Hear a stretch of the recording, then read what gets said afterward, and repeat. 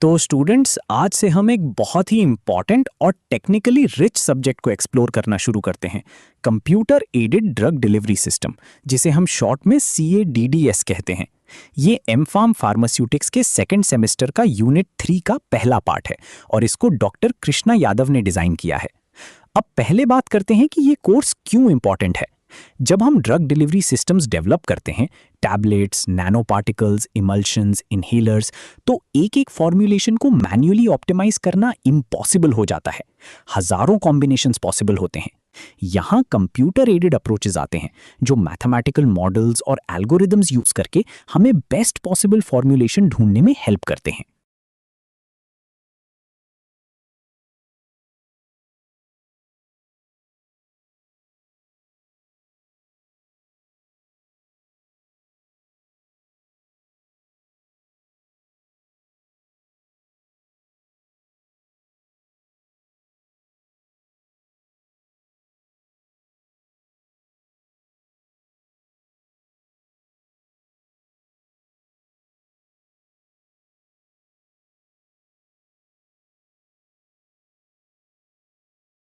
Chapter 1 में हम computer aided formulation development यानी CAFD का इंट्रोडक्शन लेते हैं।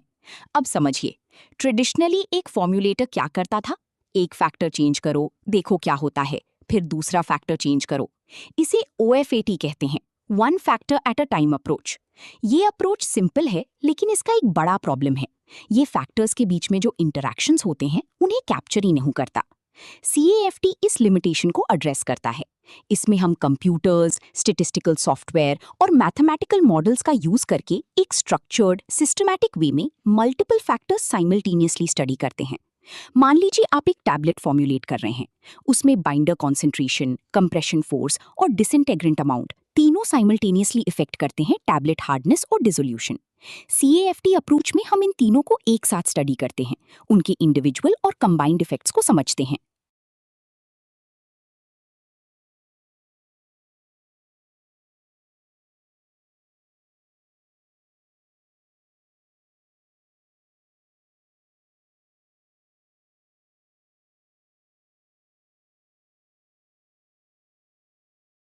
अब हम चैप्टर 2 में आते हैं, ऑप्टिमाइजेशन के फंडामेंटल कॉन्सेप्ट्स। ऑप्टिमाइजेशन को एक प्रिसाइज मैथमेटिकल डेफिनेशन से समझिए। Optimization is mathematically defined as finding the most effective variable values to achieve a specific objective, subject to defined constraints. अब इस definition को break down करते हैं। Most effective variable values मतलब best combination ढूंढना है। Specific objective कोई एक target है, जैसे maximum dissolution, minimum friability या maximum drug loading. Subject to defined constraints, लेकिन इस टारगेट को कुछ बाउंड्रीज के अंदर रहते हुए अचीव करना है, जैसे ड्रग कंटेंट ग्रेटर देन 95% या tablet weight between 500 to 600 milligrams. एक सिंपल एनालॉजी लीजिए। मान लीजिए आप माउंटेन हाइकिंग कर रहे हैं और आपको हाईएस्ट पीक पर पहुंचना है, लेकिन रास्ते पर कुछ रिस्ट्रिक्टेड जोन्स हैं जहां जाना अलाउड नहीं।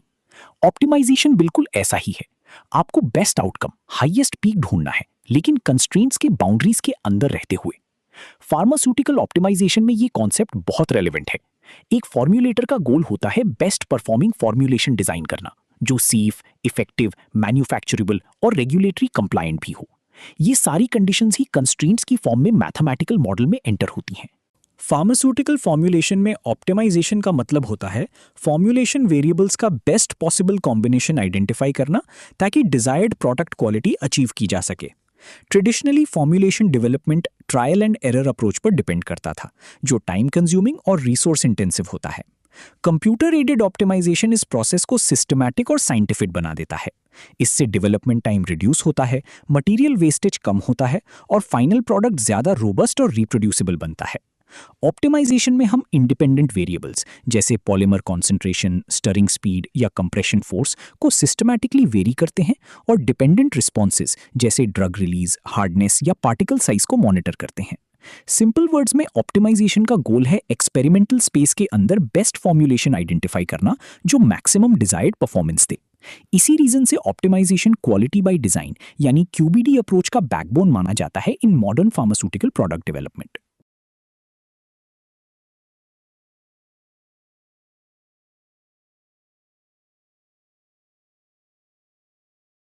यहाँ traditional trial and error approach और मॉडर्न CAFD ऑप्टिमाइजेशन का कंपैरिजन दिखाया गया है। ट्रेडिशनल मेथड में formulation development repeatedly different combinations try करके किया जाता था। ये process time consuming, material intensive और रिसोर्स हैवी होता है। CAFD यानी कंप्यूटर एडेड फॉर्मूलेशन डेवलपमेंट इस प्रोसेस को सिस्टमैटिक और साइंटिफिक बनाता है। स्टैटिस्टिकल मॉडल्स और कंप्यूटेशनल टूल्स की हेल्प से एक्सपेरिमेंट्स एफिशिएंटली डिजाइन किए जाते हैं। इस अप्रोच से डेवलपमेंट टाइम रिड्यूस होता है, मटेरियल वेस्टेज कम होता है और फाइनल प्रोडक्ट मोर रोबस्ट और रिप्रोड्यूसिबल बनता है।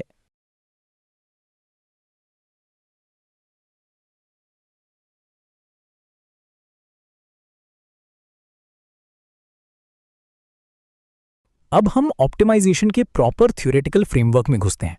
सबसे पहले ऑब्जेक्टिव फंक्शन को समझिए। मैथमेटिकली हम एक वेरिएबल वेक्टर डिफाइन करते हैं, x equals to x1 x2 dot dot dot xn। ये वेक्टर हर इंडिपेंडेंट वेरिएबल को रिप्रेजेंट करता है। For example x1 equals to binder concentration, x2 equals to compression force, x3 equals to disintegrant percentage. Objective function f of x इन variables को एक single value में map करता है जो रिस्पॉन्स है। ऑप्टिमाइजेशन का गोल है f ऑफ x को ग्लोबल मैक्सिमम या मिनिमम तक पहुंचाना, और यहां ग्लोबल वर्ड क्रिटिकल है, लोकल वर्सेस ग्लोबल ऑप्टिमम। मान लीजिए आप रिस्पॉन्स सरफेस पर हो, एक पीक है स्मॉल हिल की तरह, ये लोकल मैक्सिमम है, लेकिन कुछ दूरी पर एक और बड़ा पीक है, वो ग्लोबल मैक्सिमम है। ग्रेडियंट डिसेंट एल्गोरिदम जो मैथमेटिकली सरफेस के स्लोप को फॉलो करता है, कभी-कभी लोकल मैक्सिमम में फंस जाता है। इसीलिए कॉम्प्लेक्स फार्मास्यूटिकल सिस्टम्स के लिए जेनेटिक एल्गोरिदम्स या सिम्युलेटेड एनलिंग यूज करते हैं, जो बायोलॉजिकल एवोल्यूशन की तरह रैंडम म्यूटेशंस इंट्रोड्यूस करते हैं और लोकल ऑप्टिमा से एस्केप कर सकते हैं। एक और important point, multi objective optimization. Real pharmaceutical formulations में हम एक टाइम पर सिर्फ एक रिस्पॉन्स ऑप्टिमाइज नहीं करते, हमें साइमल्टेनियसली हार्डनेस, फ्राइएबिलिटी, डिसोल्यूशन और ड्रग कंटेंट सब ऑप्टिमाइज करना होता है, और ये सब एक साथ परफेक्ट नहीं हो सकते। तो हम डिजायरेबिलिटी फंक्शन यूज करते हैं जो इन मल्टीपल ऑब्जेक्टिव्स को एक सिंगल कंपोजिट स्कोर में कन्वर्ट करता है। लेकिन यहाँ ह्यूमन बायस एंटर करता है, क्योंकि हम डिसाइड करते हैं कि कौन सा रिस्पॉन्स ज्यादा इंपॉर्टेंट है। अब ऑप्टिमाइजेशन पैरामीटर्स की क्लासिफिकेशन करते हैं, और ये कॉन्सेप्ट एग्जाम पर्सपेक्टिव से बहुत इंपॉर्टेंट है। पैरामीटर्स के दो ब्रॉड कैटेगरीज हैं, इंडिपेंडेंट वेरिएबल्स और डिपेंडेंट वेरिएबल्स। इंडिपेंडेंट वेरिएबल्स, इन्हें फैक्टर्स या इनपुट पैरामीटर्स भी कहते हैं। ये वो वेरिएबल्स हैं जो फॉर्म्यूलेटर डेलिबरेटली कंट्रोल करता है। कहीं तो ये वो नॉब्स हैं जो आप खुद सेट करते हैं अपने एक्सपेरिमेंट में। एग्जाम्पल्स हैं टैबलेट फॉर्म्यूलेशन में बाइंडर पीवीपी की amount, compression force, disintegrant concentration. Emulsion formulation में HLV value of emulsifier, oil water ratio, homogenization speed. इन्हें मैथमेटिकली x1, x2, x3 से डिनोट करते हैं। डिपेंडेंट वेरिएबल्स, इन्हें रिस्पॉन्सेज या आउटपुट पैरामीटर्स कहते हैं। ये वो मेजरेबल आउटकम्स हैं जो इंडिपेंडेंट वेरिएबल्स चेंज करने के बाद ऑब्जर्व होते हैं। ये फॉर्म्यूलेशन की क्वालिटी एट्रीब्यूट्स रिफ्लेक्ट करते हैं, जैसे hardness, friability, dissolution efficiency DE%, zeta potential, drug release at specific time points. इन्हें Y1, Y2, Y3 से डिनोट करते हैं, और इंपॉर्टेंटली ये क्रिटिकल क्वालिटी एट्रीब्यूट्स CQAs होते हैं जो ICH Q8 फ्रेमवर्क के अंडर रेगुलेटरी इंपॉर्टेंस रखते हैं। यहाँ एक इंपॉर्टेंट रिलेशनशिप है, इंडिपेंडेंट वेरिएबल्स इनपुट करो, एक्सपेरिमेंट या मॉडल, आउटपुट मिलता है डिपेंडेंट वेरिएबल्स। ऑप्टिमाइजेशन इस रिलेशनशिप को रिवर्स इंजीनियर करता है, डिजायर्ड आउटपुट Y अचीव करने के लिए कौन सा इनपुट X यूज करें। अब एक सटल लेकिन वेरी इंपॉर्टेंट डिस्टिंक्शन समझिए, quantitative versus qualitative levels of independent variables. Quantitative levels वो हैं जो कंटिन्यूअस न्यूमेरिकल रेंजेस रिप्रेजेंट करते हैं, जैसे बाइंडर कॉन्सेंट्रेशन 2%, 4%, 6%। ये मैथमेटिकल ग्रेडियंट कैलकुलेशन अलाउ करता है, मतलब आप पॉलिनोमियल इक्वेशंस फिट कर सकते हैं और रिस्पॉन्स सरफेस जनरेट कर सकते हैं। ये स्टैंडर्ड DOE में मोस्ट कॉमनली यूज टाइप है। क्वालिटेटिव लेवल्स वो हैं जो कैटेगोरिकल चॉइसेस रिप्रेजेंट करते हैं, जैसे HPMC वर्सेस PVP या hot melt extrusion versus direct compression. ये कैटेगरीज नेचुरली न्यूमेरिक नहीं है, तो इन्हें इनकोड करते हैं डमी वेरिएबल से 0 या 1 के फॉर्म में। एक इंपॉर्टेंट इंप्लीकेशन है, क्वालिटेटिव लेवल्स के लिए ज्यादा एक्सपेरिमेंटल रन्स रिक्वायर्ड होते हैं, क्योंकि हर कैटेगोरिकल स्टेट के लिए एक सेपरेट रिस्पॉन्स सरफेस जनरेट होता है। प्रैक्टिकल एग्जांपल लीजिए, अगर आप HPMC और PVP दोनों को कंपेयर करना चाहते हैं एक सस्टेन्ड रिलीज मैट्रिक्स टैबलेट में, तो एक सिंगल रिस्पॉन्स सरफेस नहीं बनेगी। HPMC के लिए अलग सरफेस, PVP के लिए अलग सरफेस, और फिर दोनों सरफेसेस को कंपेयर करके डिसीजन लेना होगा। ये स्लाइड बहुत इंपॉर्टेंट है, कंस्ट्रेंट्स और डिजाइन स्पेस का कॉन्सेप्ट ICH Q8 फ्रेमवर्क से डायरेक्टली लिंक्ड है और रेगुलेटरी पर्सपेक्टिव से क्रिटिकल है। कंस्ट्रेंट्स क्या होते हैं? ये लिमिटेशंस या बाउंड्रीज हैं जो वेरिएबल्स पर लगाई जाती हैं ताकि फॉर्मुलेशन फीजिबल, सेफ और मैन्युफैक्चरेबल रहें। कंस्ट्रेंट्स दो टाइप्स की होती हैं। इंडिपेंडेंट वेरिएबल कंस्ट्रेंट्स जैसे टॉक्सिक सर्फैक्टेंट की concentration less than equal to 2% W/W या drug concentration greater than 95%। Dependent variable constraints जैसे friability less than equal to 1.0% या dissolution efficiency greater than 80%। Mathematically इन्हें इनइक्वालिटी के फॉर्म में एक्सप्रेस करते हैं, g(x) less than equal to 0। Design space ICH Q8 की language में ये है multi dimensional combination of input variables providing assurance of quality. Simple words में ये वो सेफ जोन है जहां आप ऑपरेट कर सकते हैं बिना क्वालिटी कॉम्प्रोमाइज की। डिजाइन स्पेस बनाते हैं कंटूर प्लॉट्स ओवरले करके जहां सारी कंस्ट्रेंट्स साइमल्टेनियसली सेटिस्फाइड होती हैं। एक important regulatory point, design space के अंदर काम करना रेगुलेटरी चेंज नहीं कंसिडर होता, लेकिन एक क्रिटिकल लिमिटेशन भी है। डिजाइन स्पेस की बाउंड्री स्टैटिस्टिकल कॉन्फिडेंस इंटरवल्स पर डिपेंड करती हैं। अगर आपका रिग्रेशन मॉडल का R² वैल्यू लो है तो actual safe zone theoretically plotted boundary से सिग्निफिकेंटली छोटा हो सकता है। इस अनसर्टेनिटी को एड्रेस करने के लिए आजकल मॉन्टी कार्लो सिमुलेशंस यूज की जाती हैं ताकि statistically robust edge of failure establish की जा सके। इस विजुअल में जो कॉन्टूर प्लॉट आप देख रहे हैं वो डिजाइन स्पेस कॉन्सेप्ट को ग्राफिकली डेमोन्स्ट्रेट करता है। दो इंडिपेंडेंट वेरिएबल्स x1 और x2 एक्सिस पर हैं। अलग अलग कलर्ड रीजन्स अलग अलग कंस्ट्रेंट जोन्स रिप्रेजेंट करते हैं। जहां सारी कलर्ड रीजन्स ओवरलैप करती हैं वही डिजाइन स्पेस है, ऑप्टिमल जोन। ये विजुअलाइजेशन बहुत पावरफुल है। फॉर्मुलेशन साइंटिस्ट को एक ग्लांस में पता चल जाता है कौन सी वेरिएबल कॉम्बिनेशंस एक्सेप्टेबल क्वालिटी देंगे और कौन सी कॉम्बिनेशंस क्वालिटी फेलियर्स प्रोड्यूस करेंगी। इंडस्ट्रियल स्केल अप के वक्त जब प्रोसेस पैरामीटर्स स्लाइटली ड्रिफ्ट करते हैं तो डिजाइन स्पेस इंश्योर करता है कि प्रोडक्ट क्वालिटी मेंटेन रहे जब तक हम इस जोन के अंदर हैं। अब हम एक बहुत इंपॉर्टेंट टॉपिक पर आते हैं, फैक्टोरियल डिजाइन। फार्मास्यूटिकल ऑप्टिमाइजेशन में ये सबसे widely used experimental design strategy है। इसका रीजन सिंपल है, ये एक साथ मल्टीपल फैक्टर्स और उनके इंटरैक्शंस को स्टडी करने की कैपेबिलिटी देता है और ये स्टैटिस्टिकली साउंड भी है। फैक्टोरियल डिजाइन की डेफिनेशन याद कर लीजिए, a type of experimental design in which experiments are conducted at all possible combinations of factor levels. दो चीजें इंपॉर्टेंट हैं, ऑल पॉसिबल कॉम्बिनेशंस और इंटरैक्शंस। ये OFAT से बिल्कुल ऑपोजिट है जहां एक टाइम पर एक फैक्टर चेंज होता था। इस चैप्टर में हम कवर करेंगे full factorial design, fractional factorial design, effects calculated in factorial design, main effect, interaction effect, quadratic effect और रिस्पॉन्स सरफेस मेथोडोलॉजी RSM। ये सब कॉन्सेप्ट्स एक लॉजिकल प्रोग्रेशन फॉलो करते हैं। पहले बेसिक डिजाइन समझो, फिर कॉम्प्लेक्स RSM तक पहुंचो। एक एनालॉजी लीजिए, इमेजिन करिए आप एक रेसिपी टेस्ट कर रहे हैं जिसमें 3 इंग्रेडिएंट्स हैं, शुगर, फ्लावर, बेकिंग पाउडर।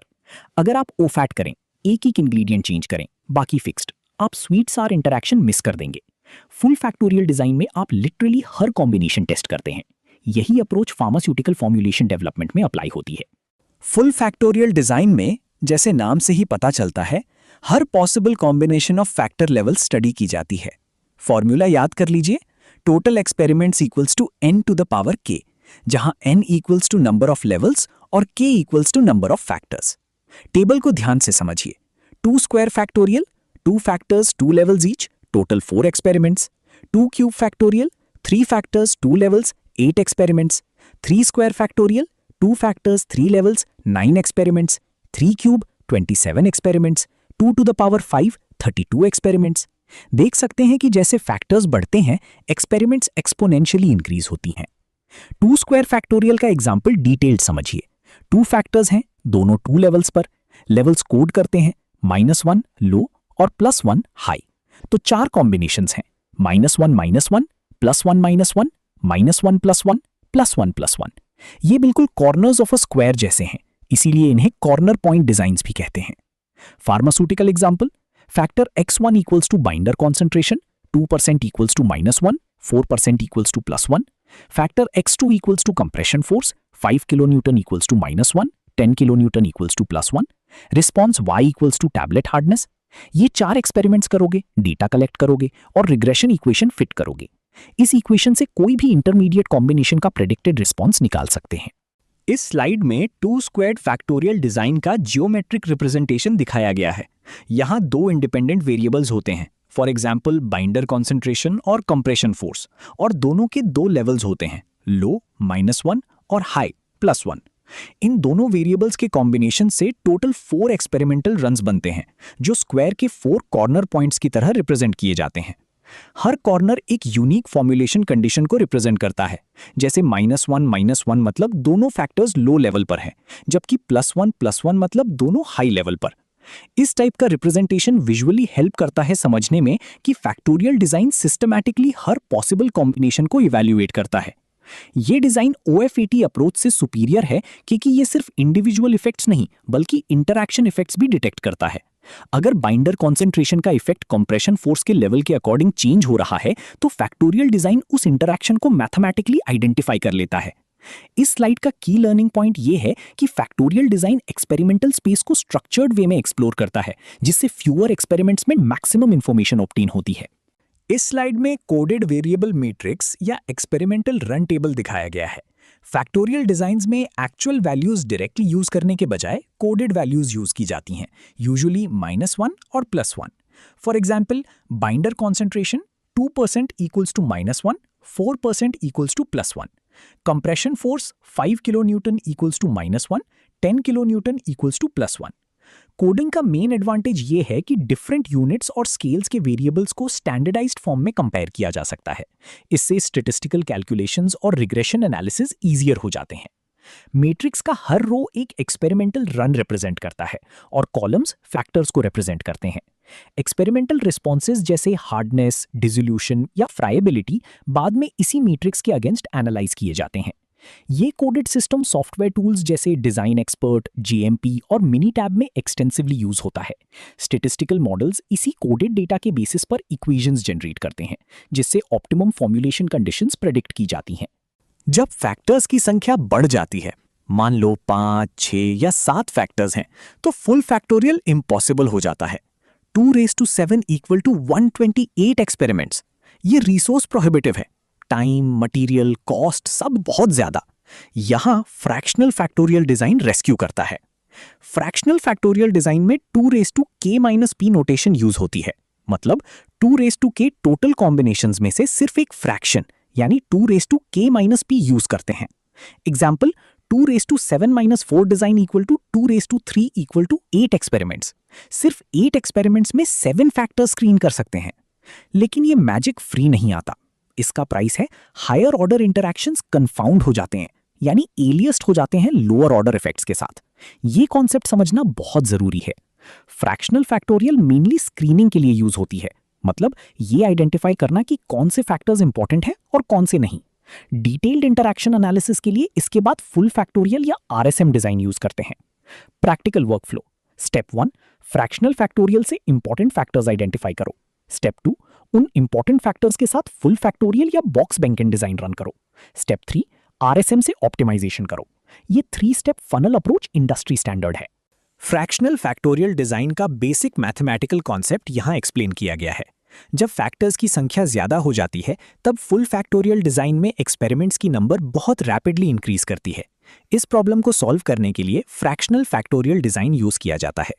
इस डिजाइन को जनरली 2⁻k-p फॉर्म में रिप्रेजेंट करते हैं। यहाँ k total number of independent variables या फैक्टर्स को रिप्रेजेंट करता है। p डिग्री ऑफ फ्रैक्शनेशन होता है, यानी फुल फैक्टोरियल डिजाइन को कितना रिड्यूस किया गया है। अगर एक्सपेरिमेंट में 5 फैक्टर्स हैं तो k की वैल्यू 5 होगी। अगर फुल फैक्टोरियल डिजाइन परफॉर्म करें तो 2⁵ के अकॉर्डिंग टोटल 32 रन्स रिक्वायर्ड होते हैं। लेकिन अगर p की वैल्यू 2 रखें तो डिजाइन क्वार्टर फ्रैक्शन बन जाता है। इस केस में 2⁵ इफेक्टिवली 2⁵ बन जाता है, यानी टोटल 8 रन सफिशिएंट होते हैं। मतलब 32 एक्सपेरिमेंट्स की जगह सिर्फ 8 एक्सपेरिमेंट्स परफॉर्म करके प्रिलिमिनरी स्क्रीनिंग की जा सकती है। ये फार्मास्यूटिकल फॉर्मुलेशन डेवलपमेंट में बहुत यूजफुल होता है, क्योंकि टाइम, केमिकल्स, मैन पावर और ओवरऑल कॉस्ट सिग्निफिकेंटली रिड्यूस हो जाती है। डिफरेंट फ्रैक्शनेशन लेवल्स भी इंपॉर्टेंट होते हैं। p की वैल्यू 1 हाफ फ्रैक्शन, p की वैल्यू 2 क्वार्टर फ्रैक्शन, p की वैल्यू 3 1/8 फ्रैक्शन। जैसे जैसे फ्रैक्शनेशन इंक्रीज होती है, एक्सपेरिमेंट्स की संख्या कम होती जाती है, लेकिन इंफॉर्मेशन लॉस और अलाइजिंग का रिस्क भी इंक्रीज होता है। इसीलिए fractional factorial design mainly screening stage में यूज किया जाता है, ताकि इंपॉर्टेंट फैक्टर्स आइडेंटिफाई किए जा सकें before detailed optimisation.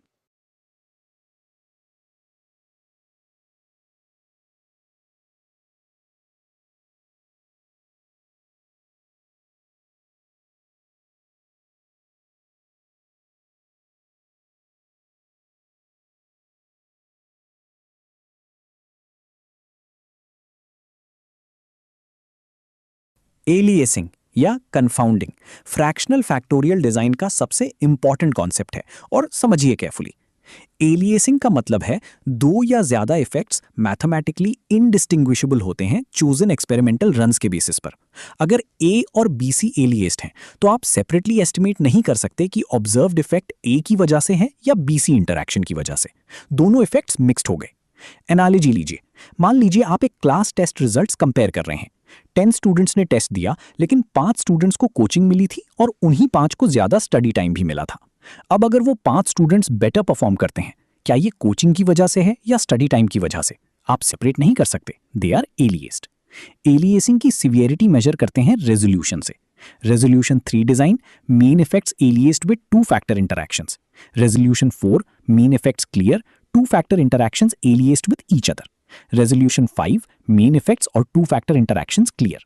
Higher resolution equals more information equals more experiments required. Students, इस स्लाइड में हम फुल फैक्टोरियल डिजाइन और फ्रैक्शनल फैक्टोरियल डिजाइन का कंपैरिजन समझ रहे हैं। दोनों फार्मास्यूटिकल ऑप्टिमाइजेशन में यूज होते हैं, लेकिन इनका पर्पस और एक्सपेरिमेंटल रिक्वायरमेंट डिफरेंट होता है। सबसे पहले फुल फैक्टोरियल डिजाइन देखिए। इस अप्रोच में हर पॉसिबल कॉम्बिनेशन एक्सपेरिमेंटली परफॉर्म की जाती है। अगर 3 फैक्टर्स हैं और हर फैक्टर के 2 लेवल्स हैं तो टोटल एक्सपेरिमेंट्स 2 की पावर 3 के अकॉर्डिंग कैलकुलेट होते हैं, यानी टोटल 8 रन्स परफॉर्म करने पड़ते हैं। इसी तरह अगर 5 फैक्टर्स हों और हर फैक्टर के 2 लेवल्स हों तो 2 की पावर 5 के अकॉर्डिंग टोटल 32 रन्स रिक्वायर्ड होते हैं। आप ऑब्जर्व कर सकते हैं कि जैसे जैसे फैक्टर्स इंक्रीज होते हैं, एक्सपेरिमेंट्स की नंबर बहुत रैपिडली इंक्रीज करती है। फुल फैक्टोरियल डिजाइन का बिगेस्ट एडवांटेज ये है कि ये कंप्लीट एक्सपेरिमेंटल स्पेस को स्टडी करता है और मीन इफेक्ट्स के साथ इंटरैक्शन इफेक्ट्स भी एक्यूरेटली आइडेंटिफाई करता है। इसीलिए ये डिजाइन डिटेल्ड ऑप्टिमाइजेशन और कॉम्प्रिहेंसिव एनालिसिस के लिए हाईली रिलायबल माना जाता है। अब फ्रैक्शनल फैक्टोरियल डिजाइन देखिए। यहां हर पॉसिबल कॉम्बिनेशन एक्सपेरिमेंटली परफॉर्म नहीं की जाती, सिर्फ carefully selected subset of experiments use किए जाते हैं ताकि कम रन्स में मैक्सिमम प्रिलिमिनरी इंफॉर्मेशन ऑब्टेन की जा सके। फॉर एग्जांपल, अगर 5 फैक्टर्स प्रेजेंट हों और क्वार्टर फ्रैक्शन अप्रोच यूज की जाए तो 2 की पावर 5 - 2 इफेक्टिवली 2 की पावर 3 बन जाता है, यानी टोटल 8 रन सफिशिएंट होते हैं। मतलब 32 एक्सपेरिमेंट्स की जगह सिर्फ 8 एक्सपेरिमेंट्स परफॉर्म करके इंपॉर्टेंट फॉर्मुलेशन वेरिएबल्स आइडेंटिफाई किए जा सकते हैं। ये अप्रोच स्क्रीनिंग स्टेज में बहुत यूजफुल होती है जब रिसोर्सेज लिमिटेड हों, लेकिन एक लिमिटेशन भी है, एलियासिंग रिस्क। कुछ higher order interactions lower order effects के साथ कंफाउंडेड हो जाते हैं, जिससे उन्हें सेपरेटली आइडेंटिफाई करना डिफिकल्ट हो जाता है। इसलिए प्रैक्टिकल फार्मास्यूटिकल वर्कफ्लो में fractional factorial design rapid screening के लिए यूज होता है, जबकि डिटेल्ड ऑप्टिमाइजेशन के लिए फुल फैक्टोरियल डिजाइन या रिस्पॉन्स सरफेस मेथोडोलॉजी प्रेफर्ड होती है। फैक्टोरियल डिजाइन से 3 टाइप्स के इफेक्ट्स कैलकुलेट होते हैं और तीनों कंसेप्चुअली अलग हैं। टेबल को केयरफुली समझिए। मेन इफेक्ट ME, एक फैक्टर का रिस्पॉन्स पर एवरेज इफेक्ट जब दूसरे फैक्टर्स के सारे लेवल्स एवरेज्ड हों। एग्जांपल, बाइंडर कॉन्सेंट्रेशन का हार्डनेस पर मेन इफेक्ट, एवरेज करो कंप्रेशन फोर्स के दोनों लेवल्स पर। ये OFAT अप्रोच से कंपेरेबल है। इंटरैक्शन इफेक्ट IE, ये तब होता है जब एक फैक्टर का इफेक्ट दूसरे फैक्टर के लेवल पर डिपेंड करता है। ये OFAT से डिटेक्ट ही नहीं होता क्योंकि OFAT सिर्फ एक फैक्टर चेंज करता है। एग्जांपल, बाइंडर कॉन्सेंट्रेशन का इफेक्ट सिर्फ लो कंप्रेशन फोर्स पर सिग्निफिकेंट हो, हाई कंप्रेशन पर नेग्लिजिबल हो, तो इनके बीच इंटरैक्शन इफेक्ट है। क्वाड्रेटिक इफेक्ट, ये कर्वेचर डिटेक्ट करता है रिस्पॉन्स सरफेस में। सिर्फ तब पॉसिबल है जब डिजाइन में 3 या ज्यादा लेवल्स हों, जैसे 3 स्क्वायर फैक्टोरियल या Box Behnken design. Simple 2 level designs ये कैप्चर नहीं कर सकते। अगर रिस्पॉन्स नॉन लीनियर है, जो फार्मास्यूटिकल सिस्टम्स में कॉमन है, तो क्वाड्रेटिक टर्म्स मॉडल में होने चाहिए। इस स्लाइड पर इंटरैक्शन इफेक्ट्स का विजुअल रिप्रेजेंटेशन है, प्रॉबेबली 2D इंटरैक्शन प्लॉट्स या मेन इफेक्ट प्लॉट्स के फॉर्म में। इंटरैक्शन प्लॉट समझिए। एक्स एक्सिस पर एक फैक्टर होता है, वाई एक्सिस पर रिस्पॉन्स। एक लाइन एक फैक्टर के लो लेवल को रिप्रेजेंट करती है, दूसरी लाइन हाई लेवल को। अगर दोनों लाइंस पैरेलल हैं, नो इंटरैक्शन। अगर लाइंस क्रॉस या डाइवर्ज करती हैं, स्ट्रॉन्ग इंटरैक्शन प्रेजेंट है। मेन इफेक्ट प्लॉट में सिंपली एक फैक्टर का लो से हाई तक चेंज करो और देखो रिस्पॉन्स एवरेज में कितना चेंज आता है। स्लोप जितना स्टीप, मेन इफेक्ट उतना स्ट्रॉन्ग। ये प्लॉट्स फार्मास्यूटिक्स में फॉर्मुलेशन डिसीजंस के लिए डायरेक्टली यूज होते हैं। अगर बाइंडर और कंप्रेशन फोर्स के बीच स्ट्रॉन्ग इंटरैक्शन है तो दोनों साइमल्टेनियसली ऑप्टिमाइज करने पड़ते हैं। एक को ऑप्टिमाइज करके दूसरा फिक्स करना सफिशिएंट नहीं होगा। अब हम एक powerful tool response surface methodology की तरफ मूव करते हैं। आरएसएम को समझने के लिए पहले रिग्रेशन मॉडल की कॉन्सेप्ट क्लियर होनी चाहिए। रिग्रेशन मॉडल एक स्टैटिस्टिकल टूल है जो कंटिन्यूअस आउटकम्स प्रिडिक्ट करता है by analysing relationship between dependent और इंडिपेंडेंट वेरिएबल्स। आरएसएम स्पेसिफिकली एक सेकेंड ऑर्डर यानी क्वाड्रेटिक पॉलिनोमियल मॉडल फिट करता है। ये क्यों? क्योंकि most pharmaceutical systems linear behaviour नहीं दिखाते, इनमें कर्वेचर होती है। सिंपल लाइन फिट करना इनसफिशिएंट है।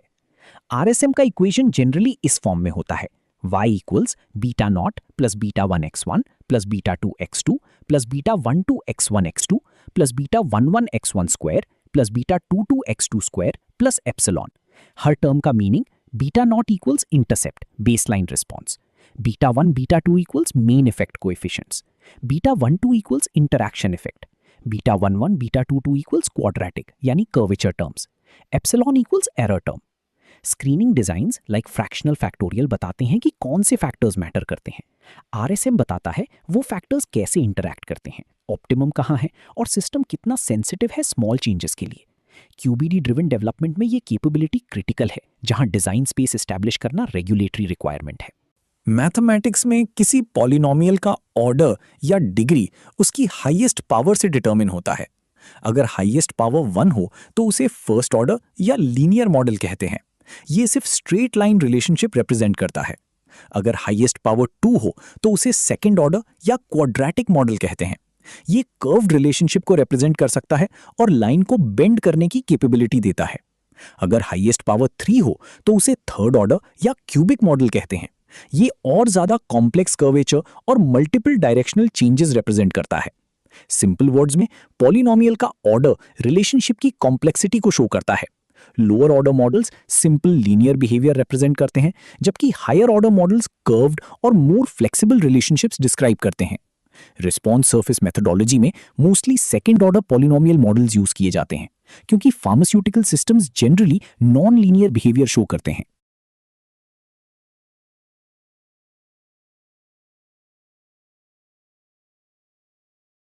स्टूडेंट्स, इस स्लाइड में हम समझ रहे हैं कि पॉलिनोमियल्स और लीनियर रिग्रेशन मॉडल्स का रिलेशनशिप क्या होता है और कैसे regression techniques curved pharmaceutical data को मैथमेटिकली मॉडल करती हैं। सबसे पहले लेफ्ट साइड देखिए, यहाँ different types of polynomials explain किए गए हैं। लीनियर पॉलिनोमियल में वेरिएबल की हाईएस्ट पावर 1 होती है। इसका ग्राफ स्ट्रेट लाइन बनाता है। ये सिंपल लीनियर रिलेशनशिप को रिप्रेजेंट करता है। क्वाड्रेटिक पॉलिनोमियल में हाईएस्ट पावर 2 होती है। इस वजह से ग्राफ कर्व्ड या यू शेप पैराबोला फॉर्म करता है। फार्मास्यूटिकल सिस्टम्स में ये बहुत कॉमन है, क्योंकि responses mostly perfectly linear behave नहीं करते। क्यूबिक पॉलिनोमियल में हाईएस्ट पावर 3 होती है।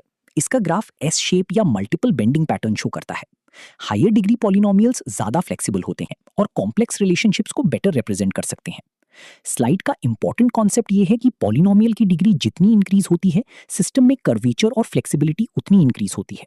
इसी वजह से ऑप्टिमाइजेशन स्टडीज में सेकंड ऑर्डर और sometimes third order models use किए जाते हैं।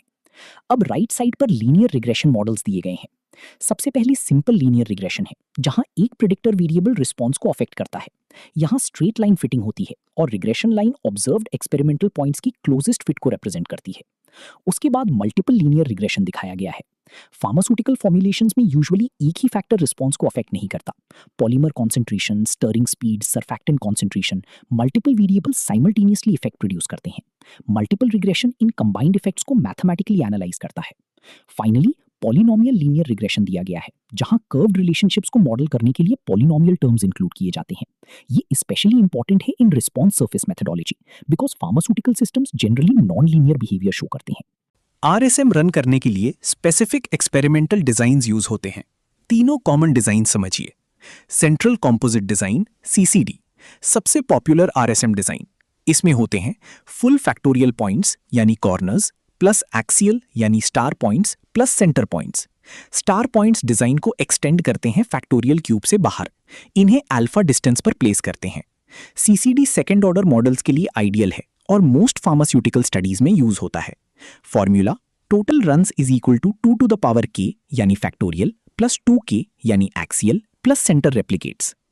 बॉक्स बेनकन डिजाइन बीबीडी ये 3 लेवल डिजाइन है, लेकिन कॉर्नर पॉइंट्स नहीं होते, सिर्फ एज मिड पॉइंट्स और सेंटर पॉइंट्स। इकोनॉमिकल है 3-4 फैक्टर्स के लिए।